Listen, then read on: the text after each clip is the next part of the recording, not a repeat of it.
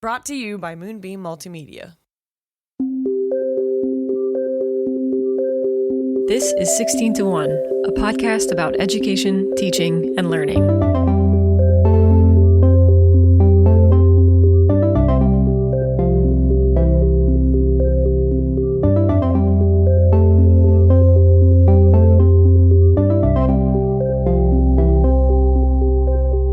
Hi, hello. Hey, hello. This week is moderately important for the podcast because we're back, but most important because Taylor Swift is back tomorrow. Oh, okay. We are two showgirls. She is a showgirl. We are all showgirls. Wow. Thoughts? Let's just jump right in. Swifty deep. Okay, you survived your school's homecoming. I did. There was a parade. There was a dance. There was. There was much jubilation. There was a pregame ceremony. There was 5 days of pep rallies, which I don't plan much of the pep rallies except for to support. The teachers in your life don't tell you enough about the strange and unexpected parts of planning, community, and school events. Like, they don't tell you what happens when a car wrecks through a vendor shop that's selling you something that you need for an event. They don't tell you how to respond to that, or how to respond to the last minute closure and paving of a road that might be a part of your parade route, for example. Yeah. They don't tell you how to navigate those things in teacher training programs. I really, I value my degrees. They haven't been much use, is what I would say. I also remember being told so many times in my undergraduate and my graduate, all of it, that teaching is trial by fire. You just have to get in and do it. And I always thought that was like kind of a weak answer because I was like, tell me. Prepare me? Yeah, like help me out. And then now I'm like, I could not prepare you for the next 5 minutes if I tried. Yes. My favorite thing to say is that's a sentence because the amount of times I've said something or heard something out loud that I've never thought would be strung together just like calls for a, wow, we said that and meant it. And, that's like what mark the event. That's what teaching is. I will say though, and I need to tell my friends this because I have a really good group of coworkers and really good friends who help it and do this all with us. And one of my students today asked me if I was sad it was over, and I was like, no, I'm not sad it's over. And he goes, I felt like every time I looked down at all of you teachers on the floor, like you were just having the time of your life. And I was like, we really are. Like, we have so much fun together. Well, I'm glad that you conveyed that to them. And I'm glad that my kids see it. And this is a kid who did not come down and participate in these events. And so that was fun to hear from him. Well, before we jump into the main topic today, just want to remind you, go ahead and sign up for the 16 to 1 podcast email newsletter to get the latest updates, episode announcements, resources, and workshop offerings from Moonbeam Multimedia. That is us. And if there's a story in your local educational community that you think we should cover, we would love to hear about it. Please contact us using our website or write to us at hello@16to1.com.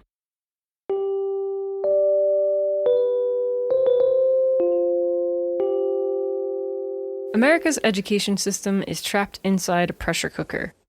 Over the last decades, as political and economic tensions have increased, a sharp decline in college enrollment has caused a permanent change in the way schools recruit and retain students.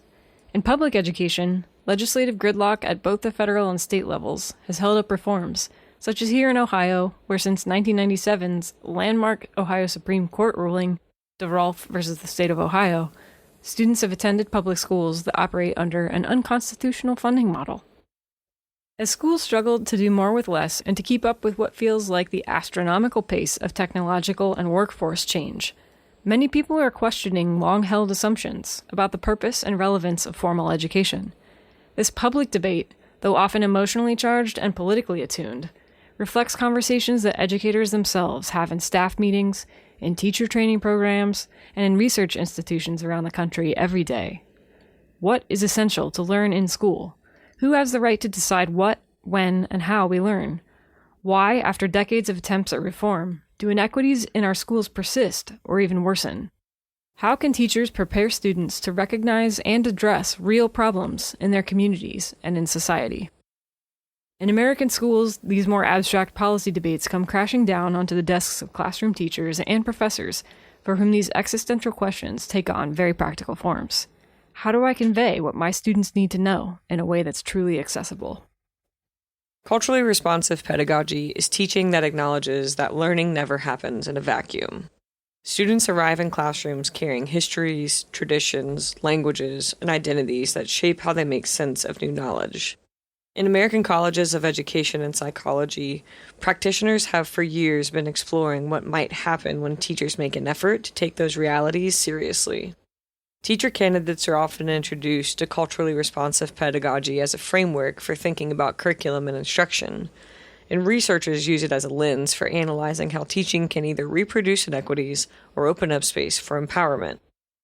Related areas of scholarship, such as critical race theory, have become flashpoints in recent public discourse. But the core questions that animate culturally responsive pedagogy are not new, and they're not partisan. They're the same questions that teachers have always faced and will always face. What knowledge matters, and how do we ensure that every student has a meaningful place in a community of learning? We've explored questions like this before. For example, check out our episode 116 on social learning theory, where we covered thinkers like Albert Bandura and Lev Vygotsky. Those psychologists showed us that thinking and learning go beyond purely private processes happening inside our heads. Education is shaped by interaction, by who is talking to us, and the cultural tools we have picked up over time. Educators and researchers who are advancing culturally responsive pedagogy test, refine, and reimagine their theories with real students in complex and diverse learning environments. Dr. Louis C. Moll, who passed away in 2024 after a distinguished career in educational psychology, research, and teaching, was well known for his study of how the culture of one's home impacts how we learn. Moll, who literally wrote the book on Lev Vygotsky, L.S. Vygotsky and Education, was a keen observer of Latino family and home life in the U.S.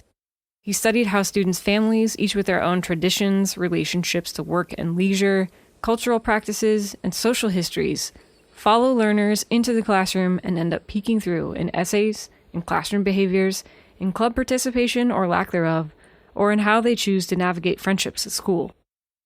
Moll's research strategy involved visiting households to better understand the wealth of wisdom particular to each, generated by the family's practical experiences and intersections with others at work and at play. He referred to these chunks of wisdom as funds of knowledge, which he documented in detail. Moll was especially concerned with Head Start and early childhood education programs, where he felt teachers had a special opportunity to document and adapt students' funds of knowledge. There's always a filter in the acquisition of knowledge, Moll observed, and he used what he learned about those filters to support educators in schools serving large populations of Mexican-American families, with the goal of providing more responsive and tailored educational supports. He believed that teachers likewise bring personal funds of knowledge to their classrooms, which to Moll were not separate from professional skills, but integral to their development. Communities are only made stronger when we learn from each other. Sharing our experiences in our classrooms build more confident students, improves their well-being, and allows opportunities to learn about and develop collaborative social methods.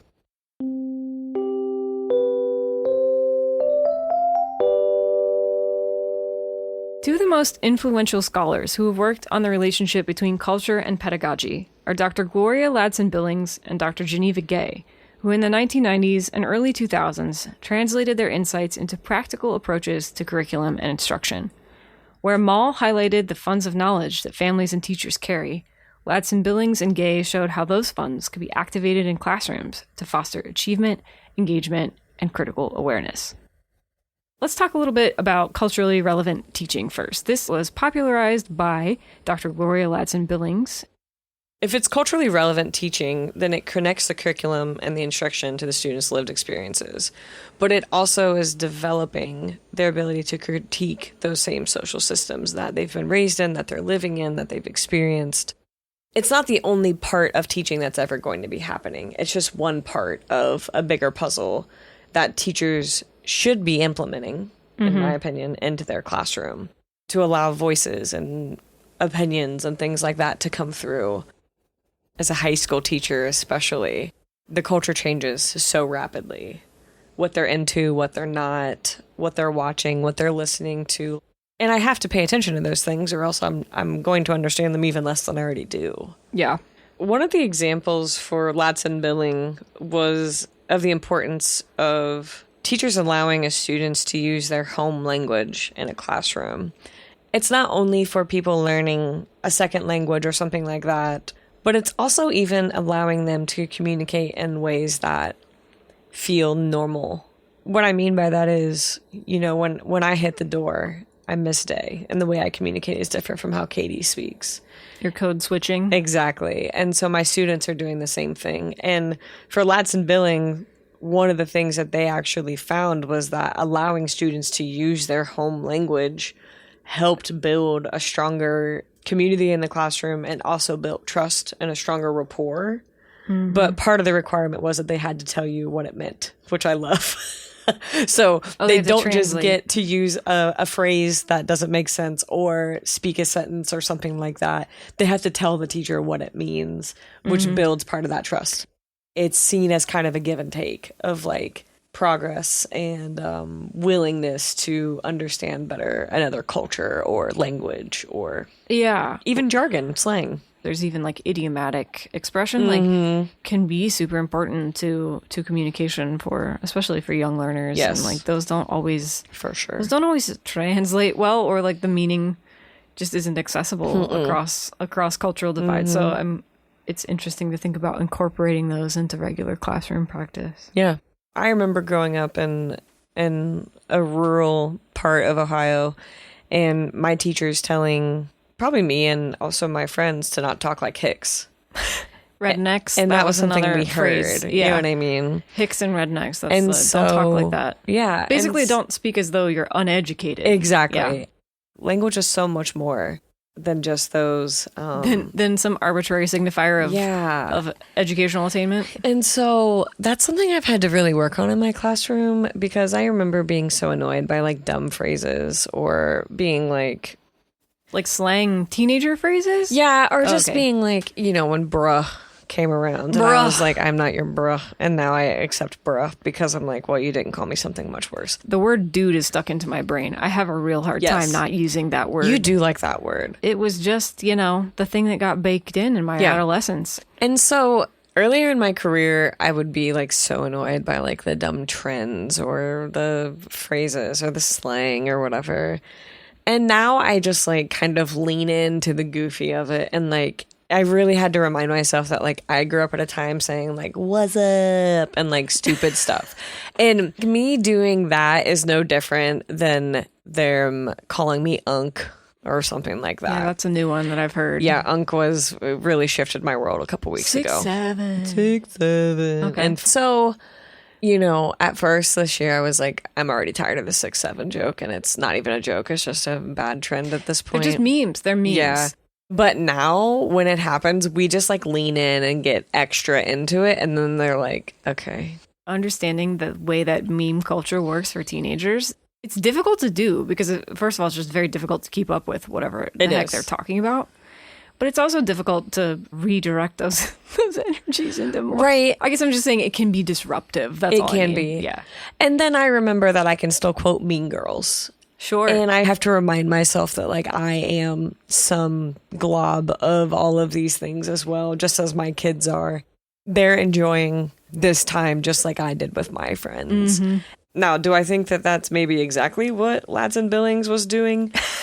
Maybe not verbatim, but I think it fits. Sure. I really do think it fits. You know what? No, they're definitely more concerned. Both Ladson-Billings and Gay are both concerned more with race and ethnicity in the classroom. Specifically, you just don't have a lot of that going on in your extremely white school district. No, not a lot. You have a different approach to culturally relevant teaching because you have to. So.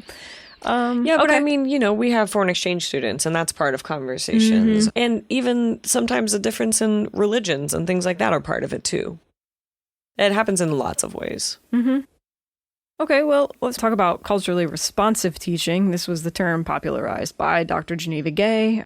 Core focus here, kind of similar. We're responding to students' cultural backgrounds to make learning more effective. Kind of do that with, as much as we can, inclusive and adaptive instructional practices. Doing everything you just mentioned, building rapport, engagement, learning through cultural awareness and relevance. This kind of comes out through Geneva Gay's work by things like noticing that we've integrated our schools, but not necessarily the tables in the lunchroom.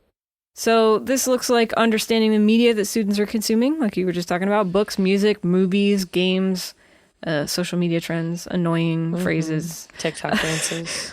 Awareness of different worldviews, religious practices, traditions, learning about their families and communities, and having explicit conversations on code switching.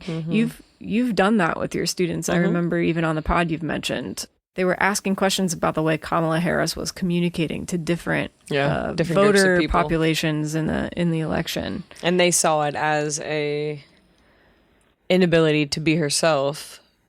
And they found it inauthentic to code switch. Right. And that conversation was really interesting because then I talked to them about how they're code switching right now. Because they are when they speak to me, you know, and so am I. We all are. So, yeah, it's interesting. Yeah. So just some examples that came from Dr. Gay's work. This looks like curricular choices that present more accessible narratives that make more sense for students' real life experiences. And they're like, you know, storytelling traditions. Sensitivity to different communication styles. So that might mean something like an emphasis on oral tradition over written within a certain community. So you might be doing something more like call and response or discussion style, where you might otherwise have been using written assignments, something like that. Really kind of digging into the fine line between academic rigor and acknowledging structural barriers to achievement. And then just like acknowledging diverse points of view, especially when covering historical events. For Dr. Gay, this meant stuff like acknowledging the accounts of Black men in the Union Army when talking about the American Civil War. That's interesting. Yeah. I realized much too late that I'm getting a lot further with a lot less when the kids see me buy into them and like who they are and their interests and whatever. And that if I can build trust and rapport from the ground up, then like the rest will come. And then they will trust me with these things. They will trust me to handle these things. And that's the best I can do. What does that look like? Just showing them that you're curious about them, or? Yeah, I mean, it's like a million little things, you know, like all of my seniors right now think that The Lorax is the funniest movie. I don't know why. I've never seen it, so maybe it is a really funny movie. I Speak for the Trees? Yes. Lorax? Okay. So I have to watch The Lorax soon. So it is. It's just like all of these goofy things. I have a big group of boys right now who are all playing Red Dead Redemption. You play that game. I do. Or have started playing that game. And so I have... I'm bad at it. Well, the good news is, though, is that it has given me nuggets to talk to them about. Of cultural relevance. Your kids are really into the tuberculosis then? My kids make a lot of tuberculosis jokes because of Red Dead Redemption. And I had to be like, what are we joking about? So I find myself Googling a lot of weird things. And you always got to make sure that whatever they're talking about is appropriate, too. That's also a challenge, I would That's expect. the hardest part of my job. Okay. Like, is this quite literally school appropriate? No. That's the first thing you got to figure out. It's usually no. Okay.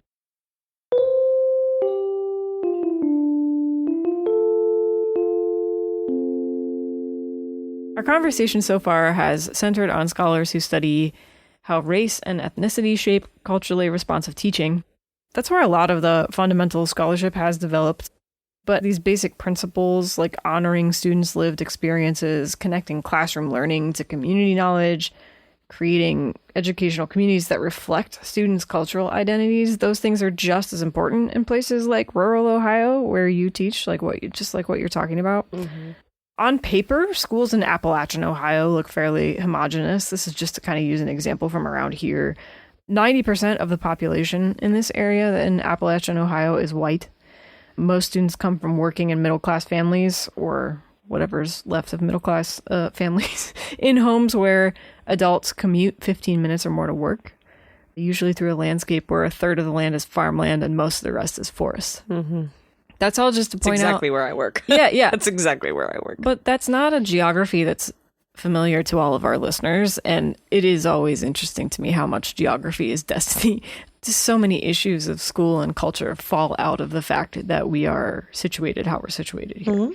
Like we're already talking about, culture is not absent here. It runs in rhythms of work and in family traditions, religious and civic life. And there's also a really strong sense of place that comes from living in tight-knit communities here. Scholars of rural schooling, especially in Appalachia, have long noted that these regional cultural identities are less visible in national conversations about diversity and equity, and they tend to attract less research and policy attention too.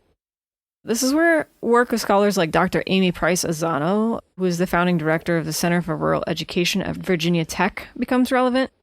Azzano has studied how rural students can be overlooked in national conversations about education, their lives and communities either left out of curricular development or described mainly in terms of poverty and decline. That's pretty familiar, I would say.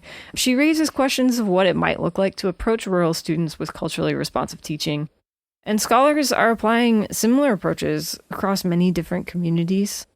With Indigenous students, Brian McKinley Jones Brayboy has advanced a framework for understanding how cultural knowledge shapes schooling in Native communities. Sarah Dryden Peterson at the Harvard Graduate School of Education has studied refugee education, asked how classrooms can build belonging and continuity for students whose schooling has been disrupted by displacement. Others have worked with English language learners and bilingual students. Some have focused on financial literacies, and yet others explore disability communities, faith traditions, or the effects of double marginalization. And really the beauty and challenge of public education, which I know you understand, is that learners from many varied cultural backgrounds are invited to the table. That work is definitely not simple, and it's kind of never finished, but it's also what makes for the sort of teacher that you remember for the rest of your life. Here's looking at you. A lot of your students seem to remember you many years later. So let me just open it up for some question here. Let me grill you. Who decides what knowledge matters? I would say the Department of Education. State departments of education are the knowledge brokers right now? I would say that they are some factor of it. Yeah, for sure. Because you have a national standards or whatever it might be. I mean, teacher training programs too, to some extent. I would say they're part of it. I would say that I have become much more inclined to ask my students what they want to know and then try to build around those things. How do you balance what they want to know with the sense that there's something that they ought to know that they don't know yet? I think that question is difficult to answer for a lot of reasons, but I think especially because it's such a teacher by teacher response, right? Mm-hmm. So I currently still have a lot of control over what I teach in my classroom. We do not have like a prescribed curriculum or something like that. Meaning like a district mandated. Right. Okay. There's not overreaching from a top down. Right. Okay. It seems that it's coming, but it hasn't arrived yet. I would say that I decide what knowledge matters based on my understanding of my students. Mm-hmm.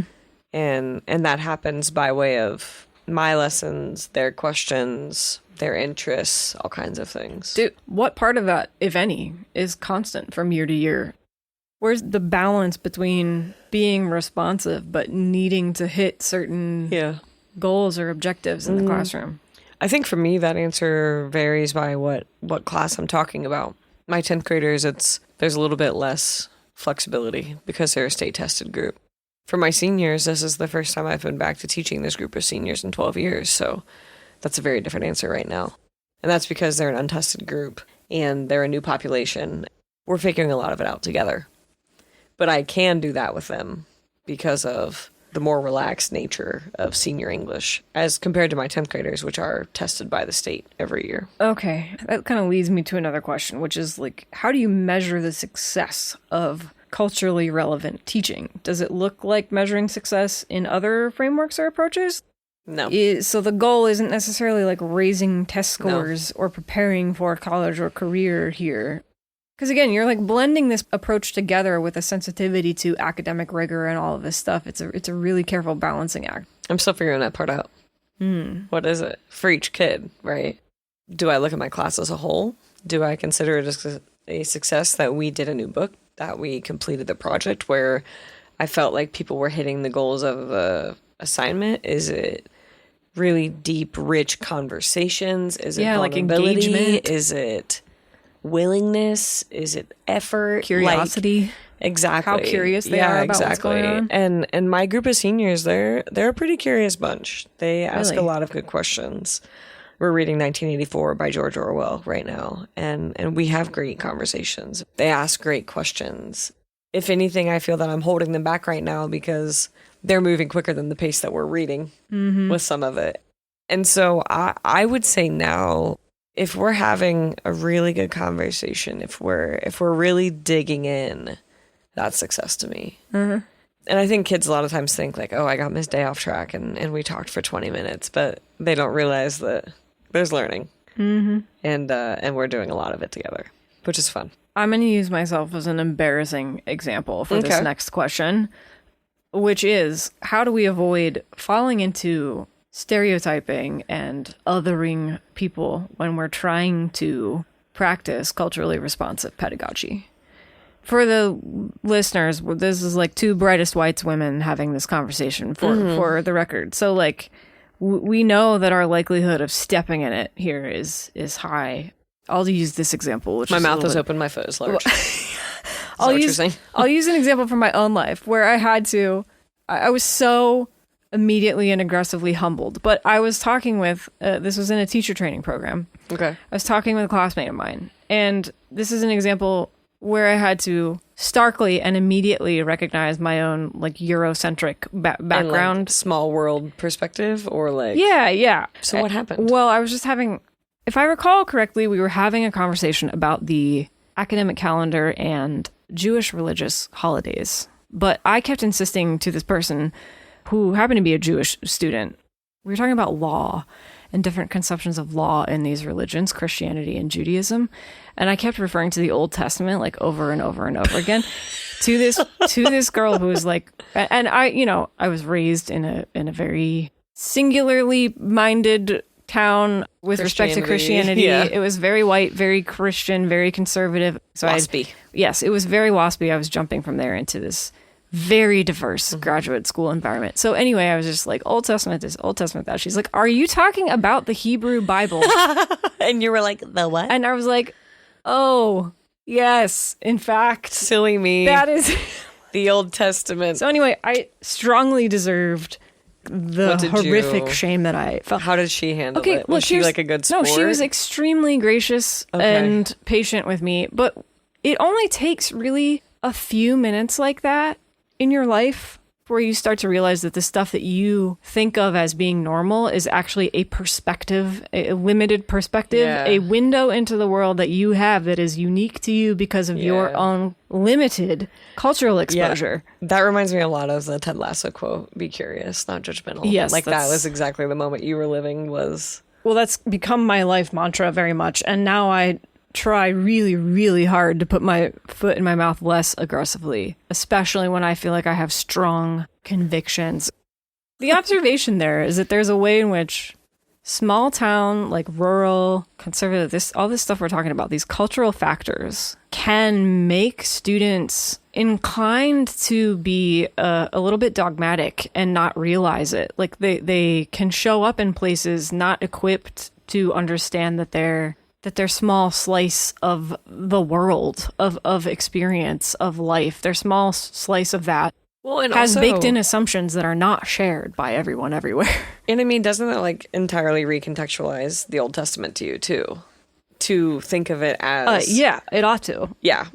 So like, I'm just saying though, like what a cool moment for you to then be like, to see this text in its place in multiple ways is fascinating. Yeah. This is another moment, which is, again, a religious thing, but I remember I was like helping out with some sort of summer camp that some high school students were doing, and we were reading something from the Bible.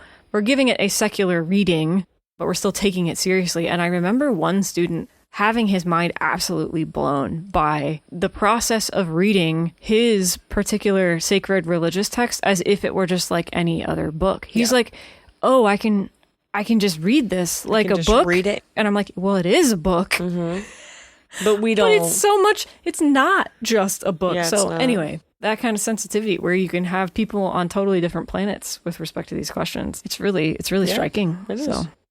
Do you have a sense of how your students respond to your attempts at culturally relevant teaching? Does it go well? Does it not go well? Is it awkward? I think it goes pretty well. Yeah. For the most part. Okay. I do think it's something I do well is I can laugh at myself. I think you have to be able to do that in teaching. this year I'm co-teaching with a special ed teacher in my classroom a few periods of the day. And one of the groups she's with me is 10th graders. And she was on one corner of the room, I was on the other. That's kind of how we divide and conquer. And I heard someone say, "Are you looking up corn?" And from across the room, it didn't sound like corn. Oh. And I was like, I looked at her and we made eye contact and her face wasn't like worried. So I was like, okay, what are they doing back there? And then I heard someone else say, "What is the price of corn?" And it took me a minute, but I realized that they were literally looking up the price of corn to sell. But from across the room, it sounded like we were about Something to that get teenagers... our Chromebooks taken away. Right. I remember thinking to myself, surely we're not looking up, And then also I was like, oh, we're actually looking up the price of corn. Yeah. Because that does actually deeply affect my students. True. Personally. Yeah. And so have I ever been so aware of the fluctuations in corn pricing? No. You know what? Just another day of teaching Just in a another rural day classroom. of teaching in Appalachia. Okay. It's a million little things. A million little things. And the price of corn.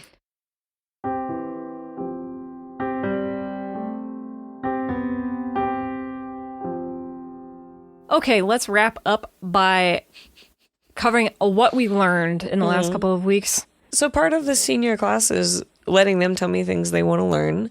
And a lot of them wanted to learn the CPR and the Heimlich and talk to our school nurse about things. So I brought in our school nurse for a day.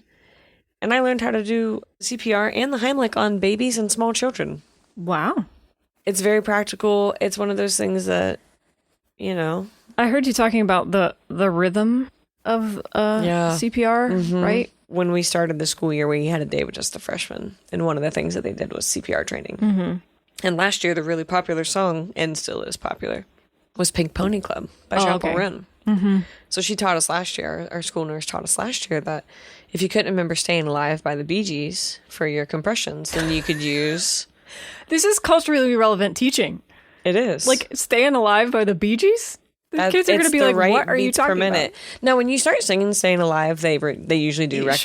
And so the school nurse was like, oh yeah, Pink Pony Club is about the right beats per minute if you're doing chest compressions to remind yourself of. And so she came in and she taught us some things, and it was really great. And they got to ask some really good questions. And she had also been a labor and delivery nurse, so that was really fun. And I have some students who are thinking about pre-med or nursing or STNA or, LPNs and things like that. So it was a really fun conversation, but very good. Very important. What about you?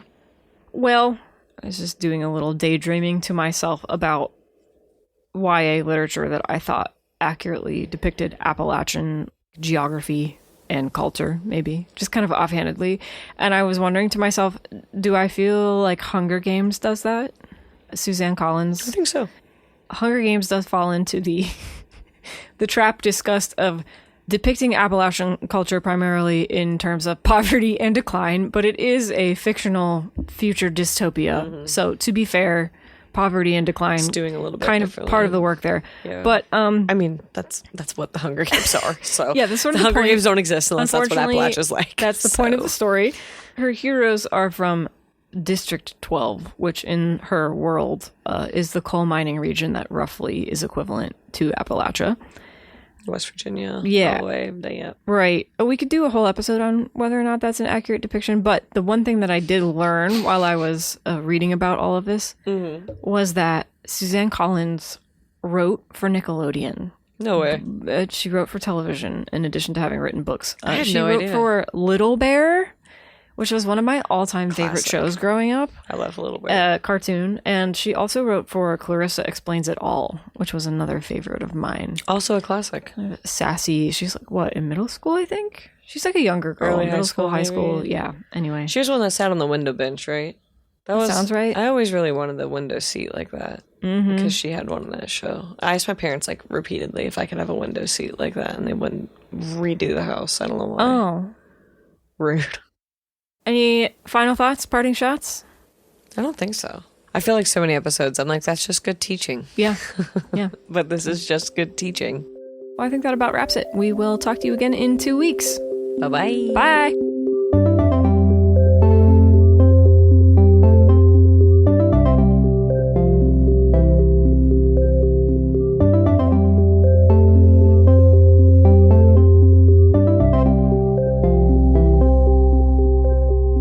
listeners, and thank you so much for tuning in to this week's episode of 16 to 1. This show is produced by a two-woman team, your co-hosts Katie Day, our lead researcher and social media manager, and Chelsea Adams, that's me. I edit and produce the show, and I also make the music you hear in our episodes. Please consider subscribing to the show or recommending it to a friend or colleague. We love word-of-mouth support. Visit our website at 16to1.com for show notes and resources, or to get in touch with us. 16 to 1 is sponsored by Moonbeam Multimedia, a firm that partners with civic innovators, educators, and mission-driven organizations to help create stronger communities. The Tootsie Trawler. After your treats!